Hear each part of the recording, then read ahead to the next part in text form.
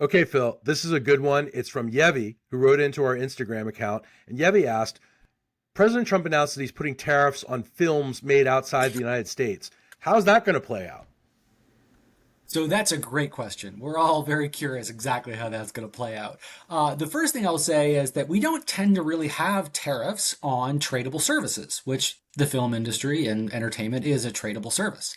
We're a huge exporter of tradable services in the world, whether it's financial services, logistics, insurance, and of course, entertainment.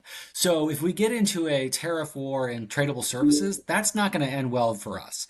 The second point I would say is, it's genuinely going to be quite hard because tariffs are essentially are collected when goods cross customs.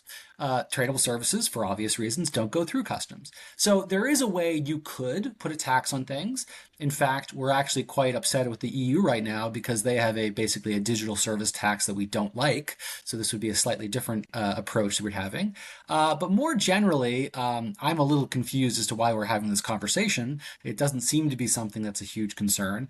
And this is a really good example of an idea for a tax, tariffs or taxes, that is built to help a very narrow constituency.